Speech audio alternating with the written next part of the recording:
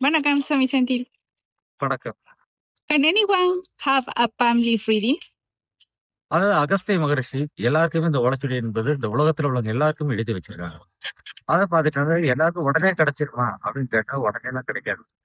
இப்ப வந்து பாத்துக்கிட்டாக்க இன்னைக்கு வரவங்களுக்கு டக்குன்னு கிடைக்கும். ஒருத்தவங்களுக்கு பாத்தீங்கன்னா உடனே கிடைக்காது. அவங்க பாத்தீங்கன்னாக்க பல இடத்துக்கு போனாலும் கிடைக்காது. 5 வருஷம் ஆகும், 10 வருஷம் ஆகும்.